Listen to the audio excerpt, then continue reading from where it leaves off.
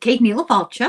Welcome to Irish Granny Helen, and I'm glad you're back. Thank you for joining me. Everybody do the business, the subscribing, the bells, the whistles. Just check out my Substack, think about getting a personal reading, and let's move on. I hate business. Let's move on. Today, I want to talk about somebody. I'm going to cover her with Deborah. So when this video comes out, shortly on its heels will be my session with Deborah. And I always like to give everybody some background information before you look at our sessions, Deborah and my sessions together, because there's often nuance to people's lives. Now, I really love it when I start researching somebody. Deborah suggests somebody and I go, well, okay, which is this case really. And then I'm taken aback by what I didn't know. And this person, Joan Rivers, don't want to be enigmatic, Joan Rivers, I thought she'd be a good person to do, mostly because she was on the Celebrity Apprentice and I have questions. But also because she was a force to be reckoned with. She was a path creator. What's the word I want? She broke down walls for women in comedy, stand-up comedy, late-night TV comedy. She did a lot of other stuff too that I didn't know about. And I'll tell you a little something when we get to that. I'll remember to tell you a little something that I think says a lot about her as a person. So Joan Rivers was born Joan Alexandra Malinsky, June 8th, 1933, in Brooklyn, New York. Her parents were Russian Jews, and her older sister was Barbara. They grew up in Brooklyn. As a child, she was really creative. This is so often true of people who go on to be recognized for their creative abilities. It starts early.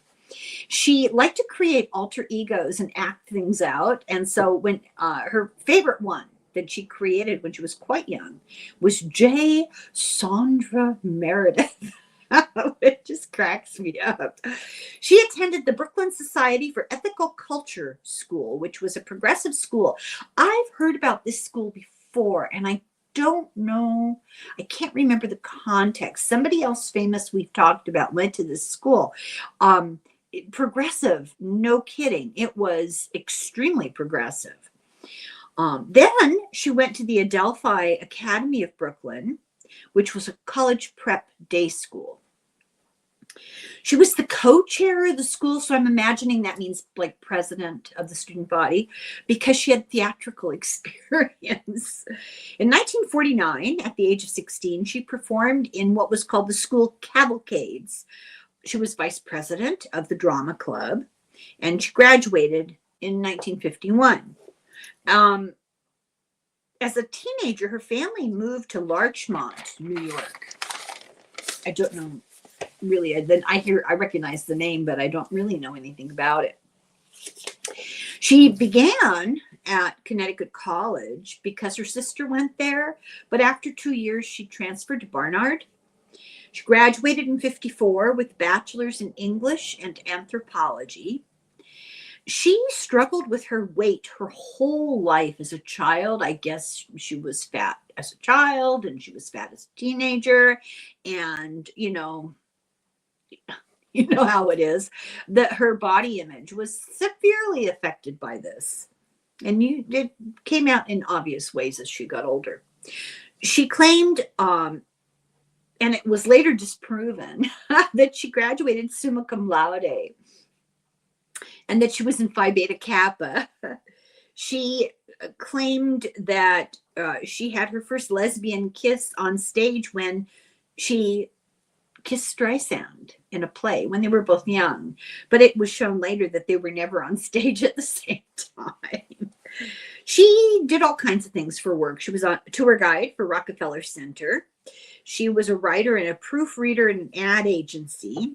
She was a fashion consultant for Bond Clothing. Her agent got her to change her name to Rivers. I think it should be said that anti-Semitism was a factor. In the late 50s, she was in an off-Broadway play, Driftwood, with Streisand for 6 weeks, not on stage at the same time. In the early 60s, she did various comedy clubs in Greenwich Village, unusual for a woman. Doing that, she became friends with Woody Allen, with George Carlin, Bob Dylan, Barbra Streisand, Carly Simon, Simon and Garfunkel. She knew everybody. You know, they'd have comedy opening acts and then music would play. She moved to Chicago. She auditioned for Second City. Apparently her audition didn't go well because she ended up throwing an ashtray on the ground. I mean, made a big fuss. In 61, she made her debut in Second City's this was her only time in Second City theater. She said, "I was born as a comedian in Second City. I owe it my career." It gave her an entree. Between 63 and 64, she did a cabaret act with Jake Holmes and Jim Connell called, predictably, Jim, Jake, and Joan. She got a spot on a movie once upon a coffee shop. This was her first film credit. Jake's story is that they disbanded their little cabaret act. The group was supposed to perform at a rally for RFK Sr., and Joan showed up with a button for his Republican opponent. She was a lifelong Republican. And she showed up with this Republican button, and she wouldn't take it off. And the group broke up. They were like, no, thank you. She did a guest appearance on The Tonight Show with Jack Parr. So early Tonight Show. She wrote for and she appeared on Candid Camera. And I think I remember seeing her on Candid Camera when I was a kid. She was the blonde woman who, Alan Funt, I think it was the guy. And she would help set up. She'd be the serious. She was the foil. Not the funny one, the foil.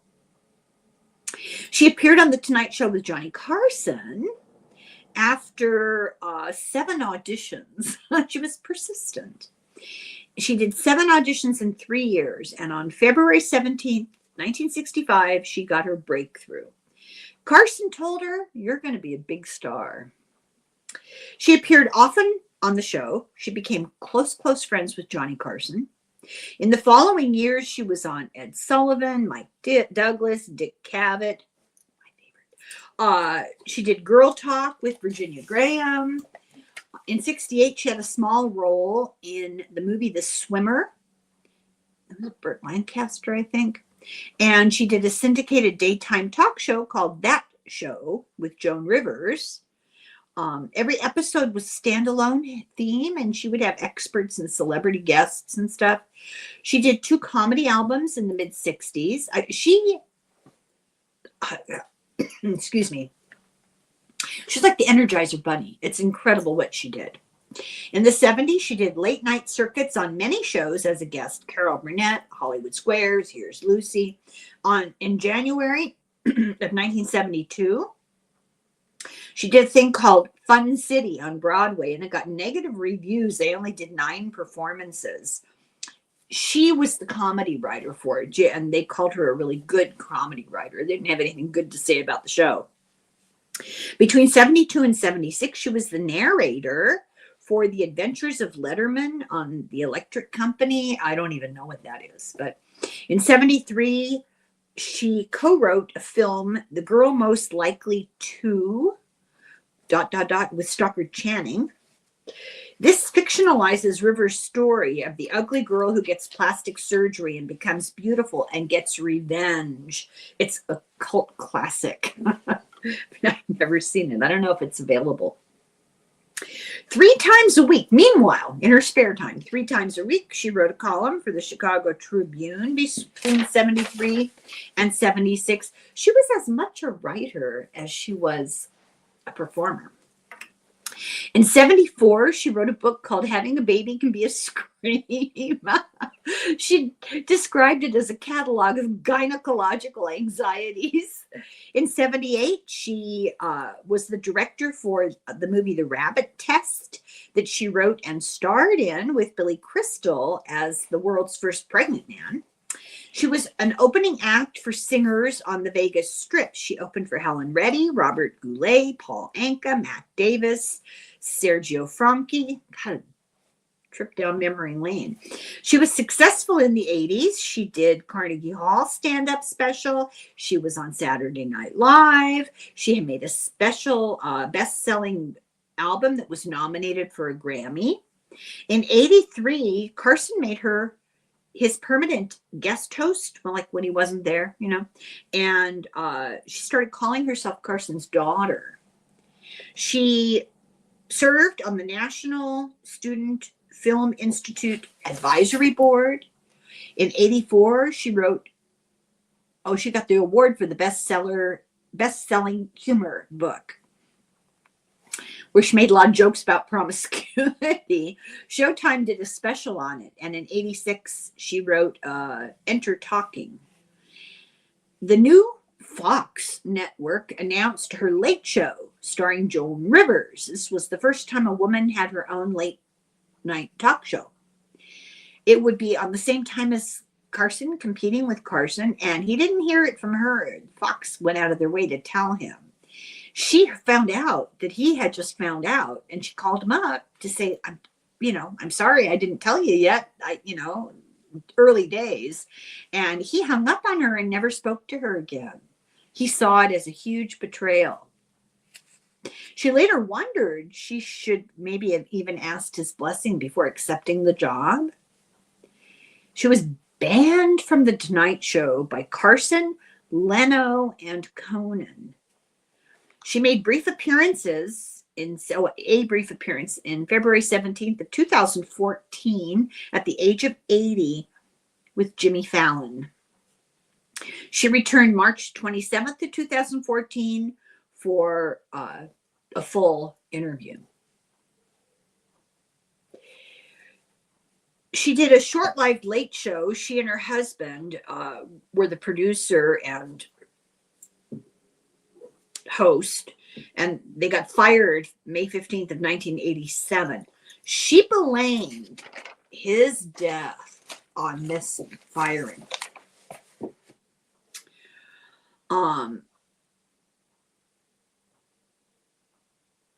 Then Go magazine published a purported interview that claimed that she said all sorts of terrible things about her husband. And it was all found to be fake. And it was really written by a guy called Ben Stein.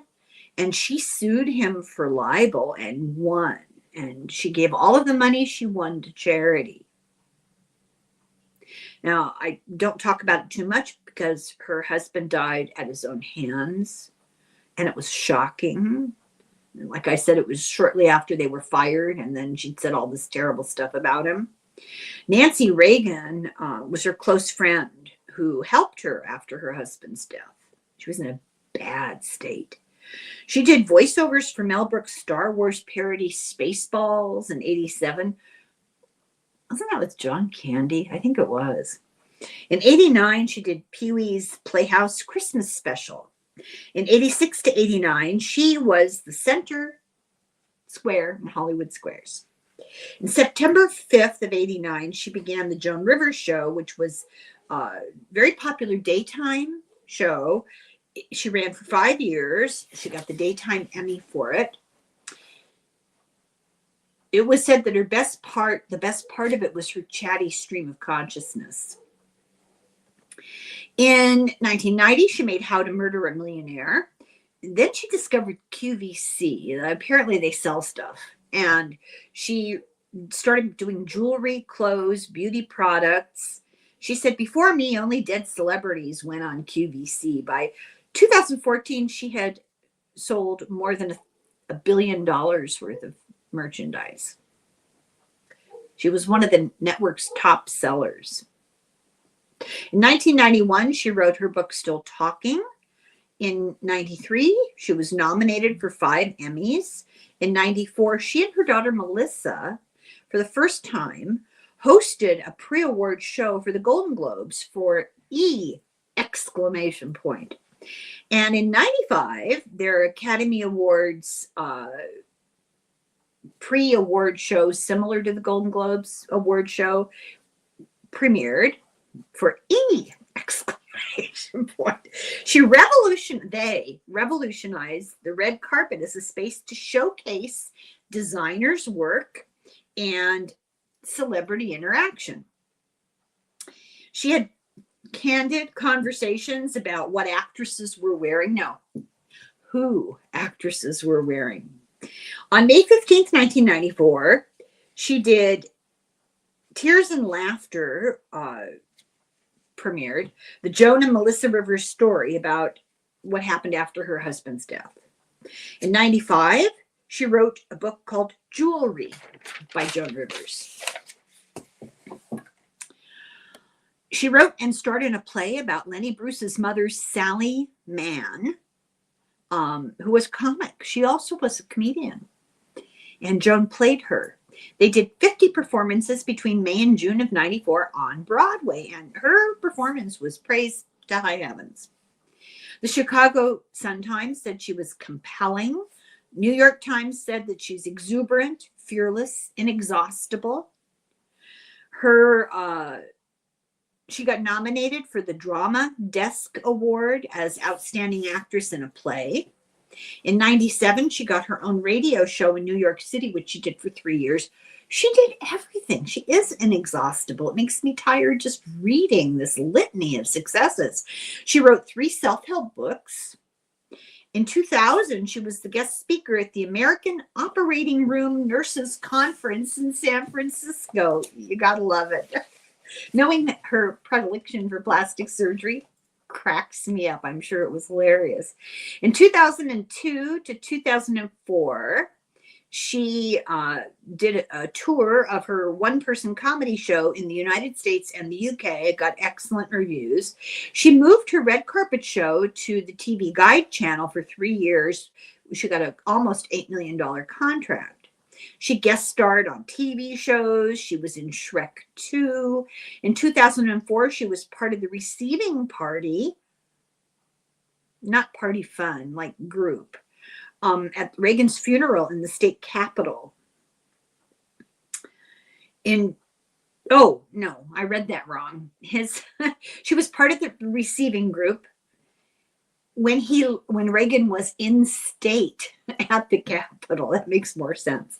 In 2007, she performed at the 79th Royal Variety Show in Liverpool with, the Queen. In 2008, she did a play, Joan Rivers, a work in progress by a life in progress. And this showed in LA, Edinburgh, Leicester Square Theater.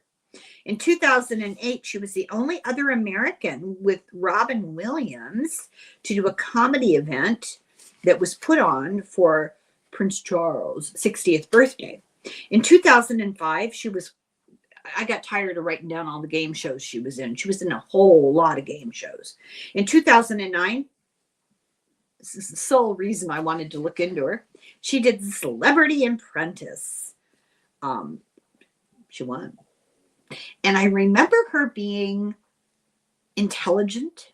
I watched it because I liked her. I remember her being intelligent and direct, very funny, and really good at reading people. She did not play.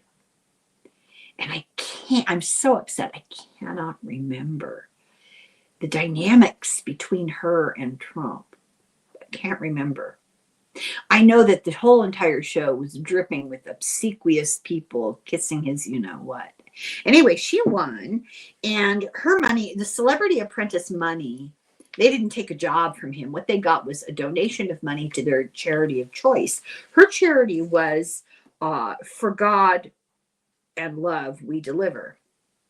This was a group that brought meals and groceries to people that were unable to leave the house because of HIV/AIDS. In 2009, She did the Sydney, and it didn't say, I'm assuming it was Sydney, Australia, but I could be wrong. The Sydney Gay and Lesbian March, not March, Mardi Gras parade. And she was the presenter on the pink carpet. Comedy Central did a roast. She did a reality show for 2 years, How'd You Get So Rich, where she would interview millionaires. I wish I'd seen that. In 2009, she wrote 2 fiction books, Murder at the Academy Awards, and that was a fiction book. And then the other one was not fiction, Men Are Stupid and They Like Big Boobs. This was a beauty guide through plastic surgery. In 2007, there was a documentary made about a year in her life. In 2010, she co-hosted Fashion Police. It was so successful, they changed it from half an hour to an hour. I think I saw some of those episodes a long time ago. And she was good. She was very critical. Snarky. It was great. August 26th of 2014, she did an episode for the 66th Primetime Emmy Awards. And that was her last TV appearance before her death. But going back, 2011, she made 4 seasons of a show, Joan and Melissa, Joan Knows Best. And if you remember, I said that I was going to remember to say something. It was really, really interesting. The dynamics between Joan Rivers and her daughter, Melissa, it was just, it's indescribable. It was loving and close and hysterically funny, and she could be so annoying, and Melissa handled it with grace and humor and intelligence. And Melissa had a son, and I just remember being completely blown away by this little boy. Here he is, the center of his mother's life, the center of attention on a TV show, doted on by his grandmother. He had such a close relationship with his grandmother. And he was lovely. He was polite. He was kind. He had a sense of humor. He was always offering to do things. And it wasn't an act. It was real. He was little. It wasn't, I was so impressed by her grandson. And I thought, he's a testament to the kind of person she is when the cameras are off. He's a testament. In 2011, she did the voice of Annie Dubinsky, the agent for Krusty the Clown on The Simpsons. In 2012, another book, I Hate Everyone, Starting With Me, and it was a New York Times bestseller. In 2012, she also, I didn't know this is great. She protested Costco for not selling her book. And she went to Costco and she handcuffed herself to a shopping cart. She had a megaphone and she yelled about how awful Costco was because they wouldn't put her book on the shelves. And the cops got called. She went home. No arrests were made. March 5th, 2013, she did a YouTube thing called In Bed with Joan. I vaguely remember that. I think it was interesting. In 2014, her last book came out, and it won a posthumous Grammy in 2015. Before her death, she filmed a documentary, Makers, Women in Comedy, and that aired on PBS 2014, October. Talking about her in general and her ethics, her attitude, her personal truth was the foundation of her comedy. She learned from Lenny Bruce. She really admired him. She was tough talking and satirical for 50 years. She was accused of all sorts of things. No, she's too personal. She's too gossipy. She's too abrasive. She tells things too much like it is, tells it like it is. Oh, she was really the pioneer of contemporary stand-up, and she really broke down barriers for women in comedy. She said about the American people, and she included herself in this. She says, all we want to know is private lives. She was called insensitive for joking about Elizabeth Taylor's weight and Adele's weight. Trauma, you know. She also was criticized for what she said about the Holocaust. And she said, you know, this is the way I remind people about the Holocaust. I do it through humor. She said, my husband lost his entire family in the Holocaust. She received multiple death threats throughout her career, which is so, I don't know. She struggled for many years to make it big early on. She played the Catskills, but she didn't like that old style of humor. Phyllis Diller's style, very Catskills, very almost vaudeville. Joan Rivers went out of her way to praise Phyllis Diller as a pioneer, but that wasn't her style. In, Second City, she was referred to as the best girl in Second City since Elaine May. Cosby recommended her to Johnny Carson in 1965. I put an exclamation point in the margin. No comment. She was compared to Woody Allen, and this is getting more and more problematic by the moment. She was compared to him because she knew how to be neurotic about practically everything. She paved the way for Roseanne Barr, Ellen DeGeneres, and Rosie. She was associated with the catchphrase, "Can we talk?" She was really enamored of the royal family, I have to say, which reminds me a little bit of Dorothy Kilgallen. Dorothy Kilgallen was just all about, the English royal family. Anyway, Joan Rivers was one of only 4 Americans that were invited to Charles and Camill's wedding. She was licensed to carry a gun. She knew how to use it. She made a first marriage in 1955 to James Sanger, which was annulled after 6 months when she found out that he didn't want children. He never told her that. Kind of a nickname for Richard kind of move. July 15th of 1965, she married Edgar Rosenberg. In January 20th of 1968, their daughter Melissa was born. And she gave birth in 2000 to her son, Edgar Cooper Endicott. He went by the name Cooper. Cute kid. She was married to Edgar until he died. And he died 4 days after she asked for a separation.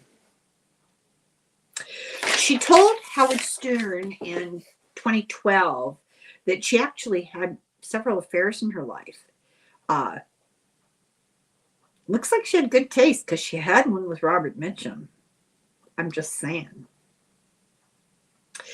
She was in an 8-year relationship with Orrin Lehman, who was a rich guy, and they were engaged until 2001. So this was, after her husband died. After the 1987 death of Edgar, she had bulimia. Her daughter blamed her for Edgar's death. Melissa blamed her. It was hard going. She contemplated following in Edgar's footsteps. And this makes me so sad. She was thinking about doing it, sitting there, and her little Yorkie came over and got in her lap and sat there. And she saved by a little Yorkie. She said, I couldn't believe that a little tiny dog like that saved my life.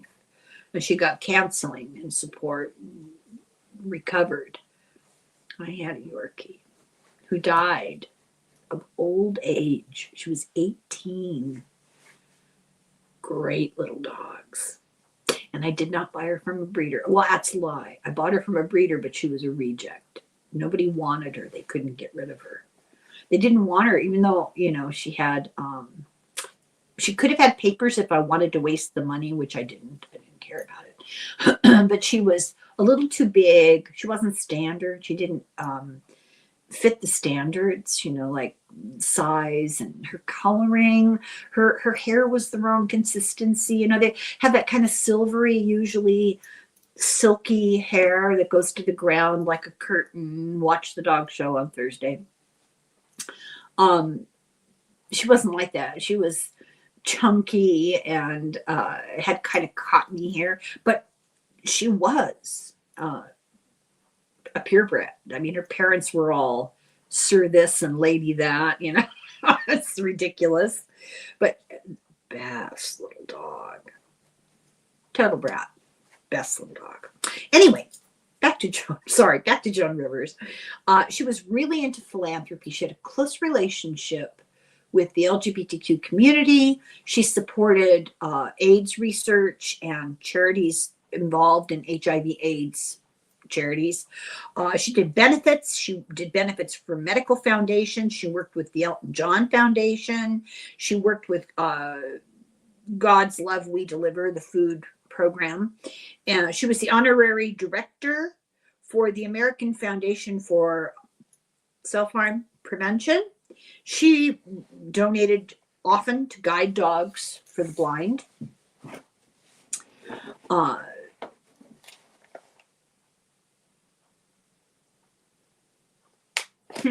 The what do you call it? HIV, AIDS, that medical community, large charitable community, called her its Joan of Arc. She did Jewish charities, animal welfare. She gave money to Rosie's Theater Kids, Habitat for Humanity, the Human Rights Campaign, the Boy Scouts. She was a philanthropist. She put her money where her mouth was. She worked tirelessly for all these organizations. And she didn't just throw money at them. She worked for them. And she made appearances and did shows. And let's talk about plastic surgery. She was very fond of plastic surgery, and unashamedly so. Since 1983, she said, I've had so much plastic surgery. When I die, they'll donate my body to Tupperware. Sadly, this happened in the middle of a plastic surgery at an endoscopy clinic. August 28th of 2014, she stopped breathing. Too long. They sent her to Mount Sinai. She went on life support, and she died September 4th, so a few days later, from brain damage from lack of oxygen. She was cremated, and there was a private memorial service with 1,500 people. Private, 1,500 people. Huge list of celebrities. I didn't even begin. The list of celebrities was, 1,500 people. Hugh Jackman sang. The New York City Gay Men's Chorus sang show tunes. That's what I want them to do that for me. Howard Stern eulogized her. He said she was brassy in public, but she was classy in private. And she really was. When she was at home with her grandson and her daughter, that show they did, that reality show, you could really see she was strict. She had clear boundaries. She had expectations for ethical behavior. It was impressive.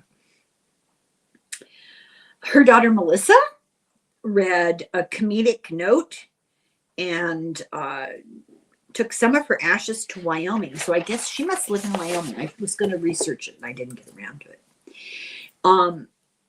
November 10th, they did an inquest or coroner's thing, and the federal officials said that the clinic was in error. January 26th of 2015, Melissa sued them and settled May of 2016. The doctors, part of the settlement, the doctors accepted responsibility for her death. Kathy Griffin said, she brought a fearlessness and a brand of humor into our homes that we really need. Chris Rock made a really nice, long, that I'm not going to copy, tribute to her. And he's one of the things he said about her is she closed the show every night. That's an honor in comedy. She got tributes from dozens and dozens of celebrities and political figures. Stern did a special hour of his show honoring her. Sarah Silverman on Saturday Night Live played Joan Rivers in Heaven. I've got to find that. I've forgotten. I've got to look that up. Melissa got a letter from Barack Obama, and it said, in part, not only did she make us laugh, she made us think. So that is Joan Rivers. I bet you didn't know all that about her, and what an impressive person she was. Can't judge a book by its cover. Too bad she didn't know that. Anyway, great lady, really funny lady, really genuinely funny lady. And we need more laughter. Believe me, it's therapeutic. It's healing. So thank you for watching, and don't miss my session with Deborah. We're going to dig a little deeper into that Celebrity Apprentice moment. Slung of oil, slancha.